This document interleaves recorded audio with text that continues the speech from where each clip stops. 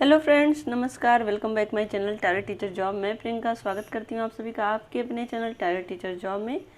दोस्तों, आज हम बीएड प्रथम वर्ष प्रथम प्रश्न पत्र ज्ञान और पाठ्यक्रम के विषय में पढ़ेंगे और ये है आपका लेक्चर नंबर 28। तो दोस्तों, इसके पहले हमने देखा था प्रयोजनवाद और उस प्रयोजनवादी शिक्षा के उद्देश्य, और आज हम देखेंगे प्रयोजनवाद और पाठ्यक्रम। तो चलिए देखते हैं। प्रयोजनवादी विचारक किन्हीं पूर्व निर्धारित नियम, मूल्यों और आदर्शों में विश्वास नहीं करते हैं।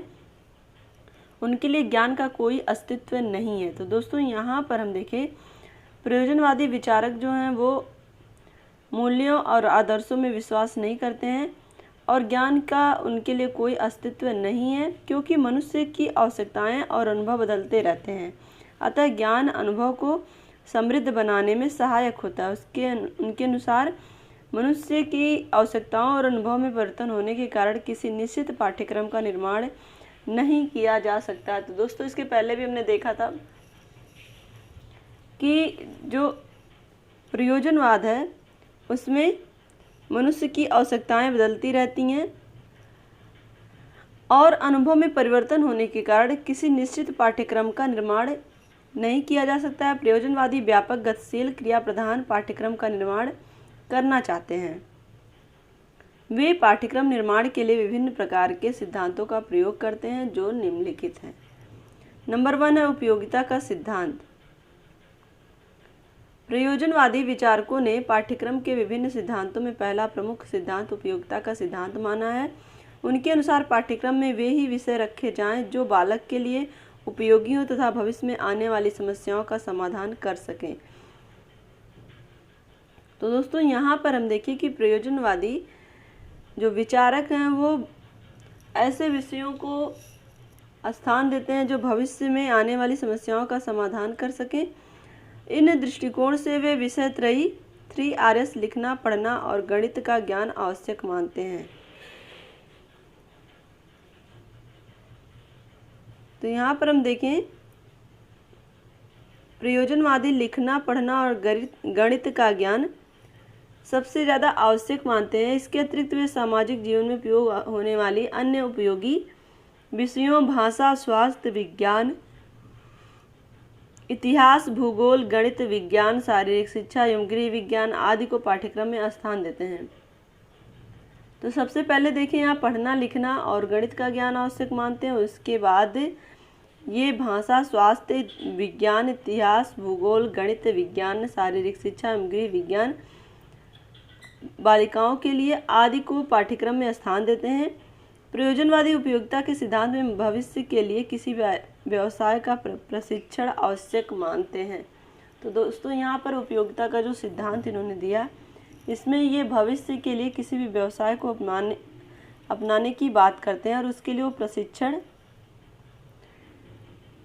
आवश्यक मानते हैं। इसके लिए वे कृषि विज्ञान, ग्रामीणों एवं कृषकों के लिए तथा शिल्प और कौशल व्यावसायिक दृष्टिकोण से पाठ्यक्रम को, इन सारे विषयों को जो एक तरह से कृषि विज्ञान, ग्रामीण एवं कृषकों के लिए जो बालक ग्रामीण हैं और कृषि से बिलोंग हैं, तो ऐसे बच्चों के लिए उन्होंने कृषि विज्ञान, और जो शिल्प और कौशल में रुचि रखते हैं उनके लिए व्यावसायिक दृष्टिकोण से ये पाठ्यक्रम में स्थान देने की बात करते हैं। अब हम देखते हैं रुचि का सिद्धांत। प्रयोजनवादी विचारकों के अनुसार बालकों की सहजता, स्वाभाविक रुचियों के आधार पर पाठ्यक्रम का निर्माण किया जाना चाहिए।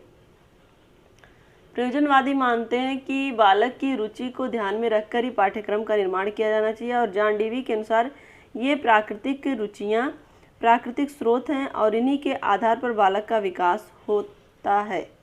तो दोस्तों, जॉन डीवी ने क्या कहा कि ये जो प्राकृतिक रुचियाँ हैं इनकी, यही प्राकृतिक स्रोत हैं और इन्हीं के आधार पर बालक का विकास होता है। उसने बालक के 4 प्रकार की रुचियों का वर्णन किया। ये रुचियाँ विचारों का आदान प्रदान, खोज करना, रचना करना तथा कलात्मक रुचि। इस सिद्धांत के अनुसार पाठ्यक्रम में भाषा, गणित, साहित्य, हस्तकार्य, शिल्प, विज्ञान, कला, मनोरंजन, कविता आदि को पाठ्यक्रम में सम्मिलित किया जाना चाहिए। तो दोस्तों, यहाँ पर हम देखें, इन्होंने जो विचार प्रस्तुत किए हैं उसमें रुचियों को 4 प्रकार बताया: विचारों का आदान प्रदान, खोज करना, रचना करना और कलात्मक रुचि। इन रुचियों के आधार पर ही पाठ्यक्रम में इन्होंने भाषा, गणित, साहित्य, हस्तकार्य, शिल्प, विज्ञान, कला, मनोरंजन, कविता आदि पाठ्यक्रम में सम्मिलित किया जाना चाहिए, इसका इन्होंने सुझाव दिया। अब हम देखते हैं क्रिया का सिद्धांत। प्रयोजनवादियों के अनुसार पाठ्यक्रम बालक की वास्तविक क्रियाओं को स्थान दिया जाना चाहिए। तो यहाँ पर देखें, प्रयोजनवादियों का कहना है कि पाठ्यक्रम में बालक की वास्तविक क्रियाओं को स्थान दिया जाना चाहिए। जो भी बालक जिस कार्य में रुचि ले रहा है उसको उसके पाठ्यक्रम में स्थान दिया जाना चाहिए। वे कहते हैं कि शिक्षा एक क्रियाशील प्रक्रिया है, इसलिए शिक्षा में विभिन्न प्रकार क्रियाओं को स्थान देकर बालक को अनुभव प्रदान करने देना चाहिए। तो दोस्तों, चूँकि ये मानते हैं कि शिक्षा में भी विभिन्न प्रकार की क्रियाएं होती हैं और बालक को अपने अनुभव प्रदान करने के लिए ये सारी क्रियाएं होनी चाहिए। यदि क्रियाओं में से उसे सुखद अनुभव की प्राप्ति होगी तो वह उसे स्थायी बना लेगा और यदि उसे दुखद अनुभव की प्राप्ति होगी तो वह उसे त्याग देगा। तो दोस्तों, यहाँ पर जो भी बालक क्रिया कर रहा है, क्रिया के सिद्धांत में हम देख रहे हैं कि जो बालक क्रिया कर रहा है उस क्रिया के आधार पर वो जो अनुभव कर रहा है, अगर वो सुखद अनुभव करेगा तो उस क्रिया को अपनाएगा, अगर वो दुखद अनुभव करेगा तो उस क्रिया को त्याग देगा।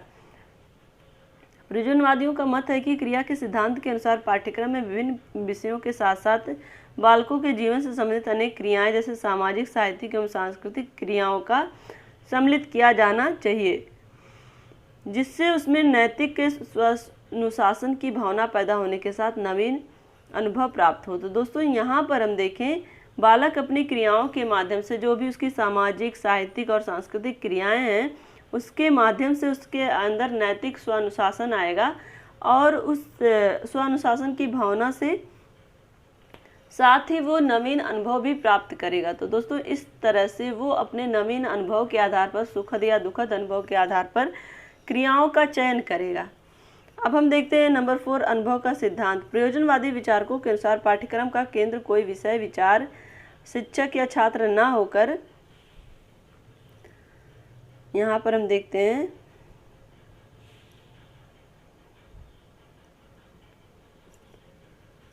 यहाँ पर हम देख रहे थे अनुभव का सिद्धांत। प्रयोजनवादी विचारकों के अनुसार पाठ्यक्रम का केंद्र कोई विषय, विचार, शिक्षक या छात्र ना होकर छात्र का अनुभव होना चाहिए। तो दोस्तों, यहाँ पर अनुभव के आधार पर छात्र का पाठ्यक्रम रखा गया है। अनुभव के सिद्धांत के अनुसार पाठ्यक्रम का सीधा संबंध बालक के अनुभव,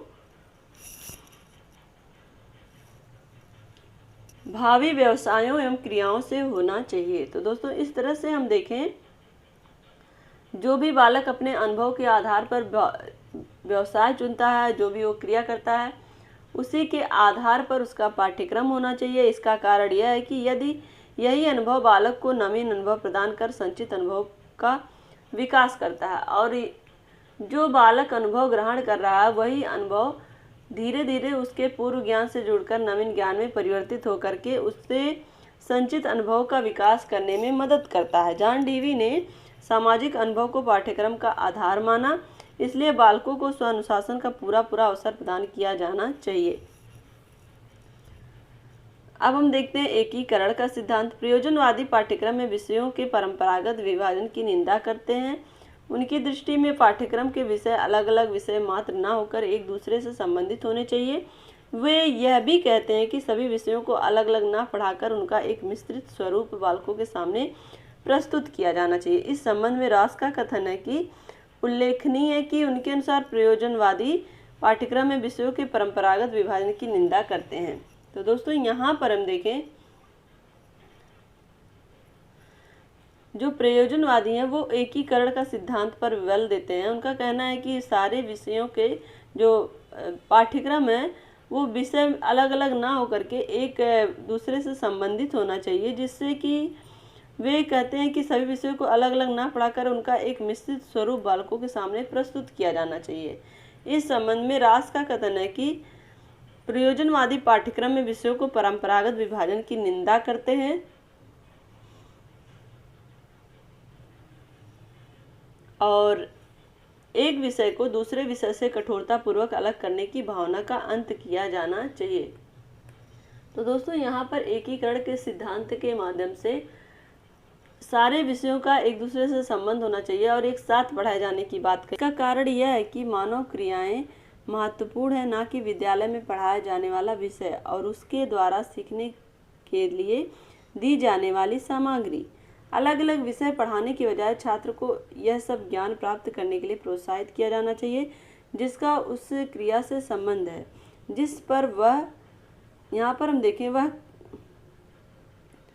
जिस प्रकार वह कहा जा रहा है कि यहाँ पर पाठ्यक्रम का जो निर्माण है करते समय विषयों को इस प्रकार से रखना चाहिए कि उसमें एकीकरण स्थापित हो जाए। दोस्तों यहाँ पर एकीकरण की बात इस तरह से की जा रही है कि जिस तरह से अगर छात्रों को विषयों को संबंधित करके पढ़ाया जाएगा तो उनको कठिन नहीं लगेगा और वो एक साथ विषयों को पढ़ पाएंगे, और अलग अलग पढ़ाने से उन्हें वो विषय ज़्यादा लगेंगे। कहने का तात्पर्य यही है।